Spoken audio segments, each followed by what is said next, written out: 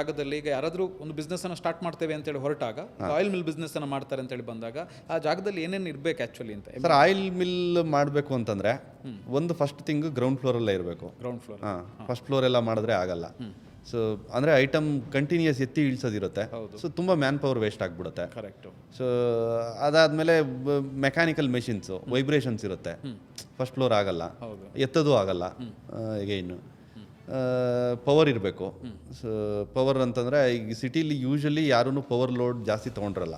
1 kV ಅಥವಾ 2 kV ತೊಗೊಂಡಿರ್ತಾರೆ. ಒಂದು machine ನಿಮಗೆ 5 ಕಿಲೋವ್ಯಾಟಿಂದ ಸ್ಟಾರ್ಟ್ ಆಗುತ್ತೆ, 10 ಕಿಲೋವ್ಯಾಟ್ವರೆಗೂ ಬರುತ್ತೆ ಮೆಷಿನ್ಸು ಮೋಟರ್ ಕೆಪಾಸಿಟಿ. ನಿಮಗೆ 8 ಕಿಲೋವ್ಯಾಟ್ ಅದು 10 ಕಿಲೋವ್ಯಾಟ್ ಮೋಟರ್ ಕೆಪಾಸಿಟಿ ಇದೆ ಅಂದರೆ ನಿಮ್ದು ಲೋಡೂ ಒಂದು 10-12 ಕಿಲೋವ್ಯಾಟ್ ಲೋಡ್ ಇರಬೇಕು. ಇಲ್ಲಾಂದರೆ ಪೆನಾಲ್ಟಿ ಆಗ್ತಾರೆ ಬೆಸ್ಕಾಮಿಂದ. ಲೋಡ್ ಸ್ಯಾಂಕ್ಷನ್ ಮಾಡಿಸ್ಕೊಳ್ಳೋದಕ್ಕೆ ಒಂದಷ್ಟು ಟೈಮ್ ತೊಗೊಳ್ತಾರೆ ಬೆಸ್ಕಾಮಲ್ಲಿ. ಪವರ್ ಆದಮೇಲೆ ಬಿಲ್ಡಿಂಗ್ ಗ್ರೌಂಡ್ ಫ್ಲೋರಲ್ಲಿ ಇರಬೇಕು.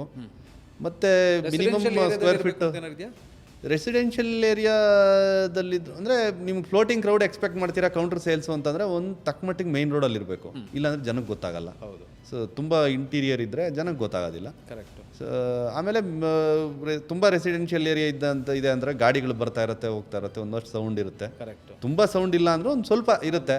ಅಕ್ಕಪಕ್ಕ ಅವಾಗ ತೊಂದರೆ ಆಗುತ್ತೆ. ಅದು ಆಮೇಲೆ ಜಾಗ ಎಷ್ಟಿರಬೇಕು ಸರ್? ಈಗ ನೀವು ಜಾಗ ಒಂದು ಮೆಷಿನ್ ಅಂತ ಆದರೆ ಎಷ್ಟು ಬೇಕು?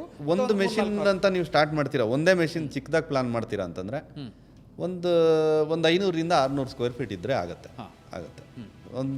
ನೀವು ಆಮೇಲೆ ಎಕ್ಸ್ಪ್ಯಾಂಡ್ ಮಾಡ್ತೀರಾ ಒಂದು ಸ್ವಲ್ಪ ಬಿಸ್ನೆಸ್ ಜಾಸ್ತಿ ಆದಂಗೆ ಒಂದು 2-3 ಮೆಷಿನ್ ಹಾಕ್ತೀರಾ ಅಂತಂದರೆ ಒಂದು 1000ದಿಂದ 1200 ಸ್ಕ್ವೇರ್ ಫೀಟ್ ಇರಬೇಕಾಗತ್ತೆ. ಓಕೆ, 1200 ಹೌದು, ಅಷ್ಟು ಬೇಕಾಗುತ್ತೆ. Okay. Boss Vala, B the boss.